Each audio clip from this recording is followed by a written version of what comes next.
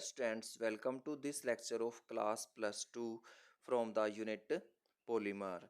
और इस लेक्चर के अंदर हम कुछ कंडेंसेशन पॉलीमर के बारे में डिस्कस करेंगे। कंडेंसेशन पॉलीमर ऐसे पॉलीमर होते हैं जो कंडेंसेशन रिएक्शंस के द्वारा बनते हैं। और कंडेंसेशन रिएक्शंस ऐसी रिएक्शंस होती हैं जिनके अंदर मोनोमर यूनिट कंबाइन होती हैं with the elimination of simple molecule, जैसे H2O, HCl, NH3। तो सबसे पहला पॉलीमर हम ले लेते हैं बेकेलाइट। बेकेलाइट की दो मोनोमर यूनिट हैं, फिनोल और फॉर्मल्डिहाइड। फिनोल का फॉर्मूला होता है इस तरह से, बेंजीन रिंग है और इस बेंजीन रिंग के ऊपर OH जोड़ दिया हमने, तो ये हमारा बन गया फिनोल। दूसरा फॉर्मल्डिहाइड। फॉर्मल्डिहाइड एक ऐसा एल्डिहाइड है जिसमें एक कार्बन एटम होता है, तो इसका फॉर्मूला होगा HCHO। जब फिनोल और फॉर्मल्डिहाइड का लीनियर पॉलीमराइजेशन होता है तो उससे बनता है नोवालैक, लेकिन जब इनका क्रॉस पॉलीमराइजेशन होता है तो उससे बनता है बेकेलाइट। इस तरह से स्ट्रक्चर बन जाती है, ये क्रॉस लिंकिंग है। ये एक चेन है, ये दूसरी चेन के साथ जुड़ी हुई है, इसके साथ आगे तीसरी चेन जुड़ी हुई होगी, तो इस तरह से यहाँ पर एक क्रॉस लिंकिंग बन गई। नेक्स्ट पॉलीमर है ब्यूना एन। अगर हम इस नाम को देखें तो इस नाम से ही हमें इसकी मोनोमर यूनिट पता चल रही है। ब्यूना रिप्रेजेंट कर रहा है ब्यूटा 1,3 डाई इन को, और ब्यूटा ब्यूटा का मतलब है जिसमें 4 कार्बन एटम हो, और 1,3 डाई इन मतलब 1 और 3 पोजीशन के ऊपर डबल बॉन्ड है, तो हम कह सकते हैं कि CH2 double bond CH, single bond CH और डबल बॉन्ड CH2। और N से बनता है एक्राइलोनाइट्राइल। एक्राइलोनाइट्राइल इस तरह से CH2 डबल बॉन्ड CH और CN।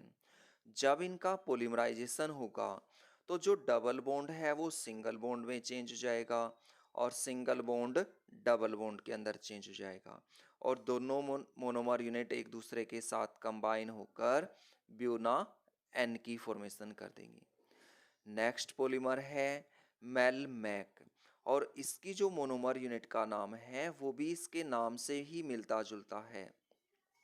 मेल से बनता है मेलेमाइन। मेलेमाइन का फॉर्मूला होता है इस तरह से, एक 6 मेंबर्ड रिंग है। इस 6 मेंबर्ड रिंग में अल्टरनेट पोजीशन पर नाइट्रोजन और कार्बन प्रेजेंट हैं। एक नाइट्रोजन है तो एक कार्बन है, फिर नाइट्रोजन है, फिर कार्बन है, और इस तरह से अल्टरनेट पोजीशन के ऊपर डबल बॉन्ड प्रेजेंट है। जहाँ पर कार्बन प्रेजेंट है वहाँ पर NH2 ग्रुप जुड़ा हुआ है। और दूसरी जो मोनोमर यूनिट है ये है फॉर्मल्डिहाइड। फॉर्मल्डिहाइड मतलब एक कार्बन एटम वाला एल्डिहाइड। जब इनका पॉलीमराइजेशन होगा तब फॉर्मेशन होगी मेलमैक की। नेक्स्ट है थायोकोल। थायोकोल की दो मोनोमर यूनिट होती हैं, इथाइलिन डाइक्लोराइड और सोडियम टेट्रा सल्फाइड। इथ का मतलब होता है जिसके अंदर 2 कार्बन एटम हो, और डाइक्लोराइड डाइक्लोराइड जिसके अंदर 2 क्लोरीन एटम हो। तो इस तरह से CH2 2 कार्बन एटम हैं, और प्रत्येक कार्बन एटम के साथ एक क्लोरीन एटम जुड़ा हुआ है।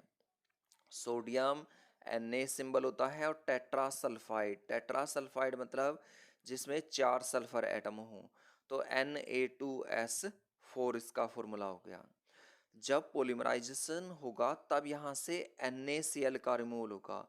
ये 2 सोडियम और 2 क्लोरीन मिलकर NaCl की फॉर्मेशन कर देंगे, और जो CH2 है इसके साथ ये 4 सल्फर एटम जुड़ जाएंगे जिससे थायोकोल की फॉर्मेशन होगी। अब हम नेक्स्ट पॉलीमर ले रहे हैं। नेक्स्ट हम कुछ जो एग्जाम्पल ले रहे हैं ये बायोपॉलीमर के एग्जाम्पल हैं, और बायोपॉलीमर वर्ड से ही हमें इसके बारे में पता चलता है। बायो का मतलब होता है लिविंग, और बायोडिग्रेडेबल पॉलीमर हैं, और डिग्रेडेड का मतलब होता है ब्रेक डाउन। तो ऐसे पॉलीमर जो माइक्रो ऑर्गेनिजम्स के द्वारा जिनका ब्रेकडाउन हो जाए, जिनका डिग्रेडेशन हो जाए, उन्हें हम बायो पॉलीमर्स बोलते हैं। और सबसे पहला पॉलीमर हमने ले लिया PHBV। अगर हम इसका पूरा नाम देखें तो पॉली बीटा हाइड्रोक्सी ब्यूटायरेट को बीटा हाइड्रोक्सी वेलरेट इसका पूरा नाम है। इसकी दो मोनोमर यूनिट हैं, 3 हाइड्रोक्सी ब्यूटेनोइक एसिड और 3 हाइड्रोक्सी पेंटेनोइक एसिड। मतलब 3 पोजीशन के ऊपर हाइड्रोक्सी ग्रुप जुड़ा हुआ है और 4 कार्बन एटम की उसके अंदर चेन है। तो इस तरह से COOH, CH2, CH और CH3। और ये थर्ड कार्बन है कार्बोक्सिलिक ग्रुप से और इसके ऊपर जुड़ा हुआ है OH।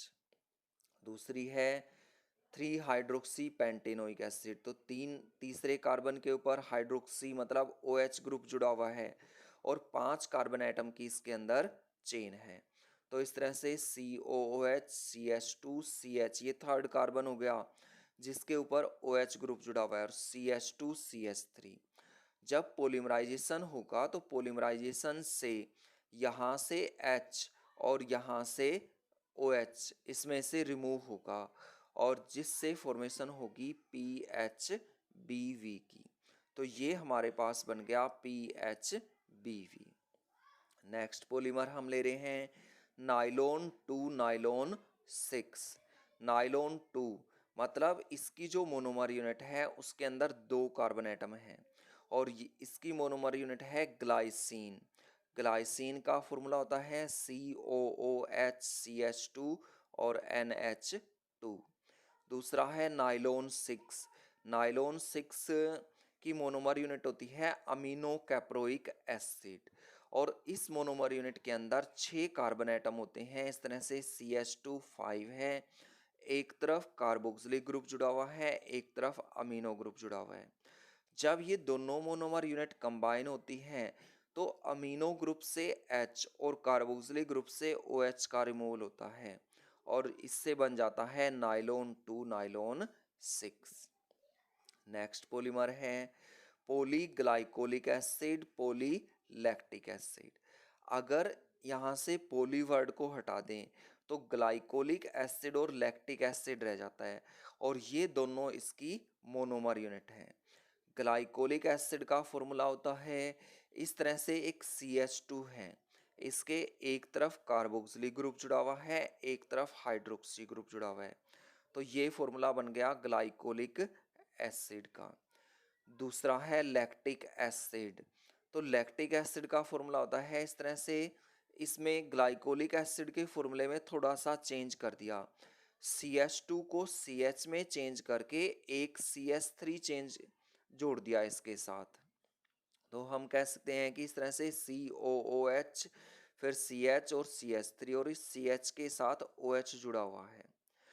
और जब पॉलीमराइजेशन होगा तो एल्कोहलिक ग्रुप से H निकलेगा और कार्बोक्सिलिक ग्रुप से OH निकलेगा और ये दोनों एक दूसरे के साथ कंबाइन हो जाएंगे। अब हम इस चैप्टर के अंदर पॉलीमर से उसकी मोनोमर यूनिट के बारे में डिस्कस करेंगे कि कोई पॉलीमर दिया हुआ हो तो उसकी मोनोमर यूनिट हमने किस तरह से बतानी है, कैसे उसके अंदर मोनोमर यूनिट दिखनी है। तो ये हमारे पास एक पॉलीमर दिया हुआ है तो हमने देखना है कि इसके अंदर सिमिलर पार्ट कौन से हैं। तो यहाँ से देखें तो OCH2 CH2 है, फिर इसी तरह का सिमिलर पार्ट यहाँ पर है OCH2 और CH2 और इसी पार्ट से इसकी मोनोमर यूनिट बन गई।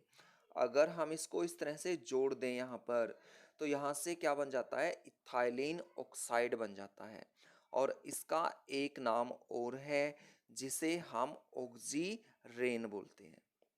नेक्स्ट ये पॉलीमर दिया हुआ है तो यहाँ पर डबल बॉन्ड है, फिर CH है, फिर CH2 4 है, फिर CH है, फिर डबल बॉन्ड आ गया। मतलब यहाँ तक एक मोनोमर यूनिट बन गई और उसके बाद फिर डबल बॉन्ड ये N, फिर CH2 6, फिर N है, फिर डबल बॉन्ड है। तो ये भी यहाँ पर एक मोनोमर यूनिट बन गई। तो हम कह सकते हैं कि हेक्सेन 1,6 डाई एल और हेक्सेन हेक्सामिथाइलिन डाई अमाइन इसकी मोनोमर यूनिट है। एल रिप्रेजेंट करता है एल्डिहाइड ग्रुप को, इसलिए जो डबल बॉन्ड है उसके साथ यहाँ पर ऑक्सीजन जोड़नी पड़ेगी। और एन से अमीनो ग्रुप की फॉर्मेशन होती है, इसलिए दो दो हाइड्रोजन जोड़ देंगे जिससे यहाँ पर अमीनो ग्रुप की फॉर्मेशन हो जाएगी। Thank you.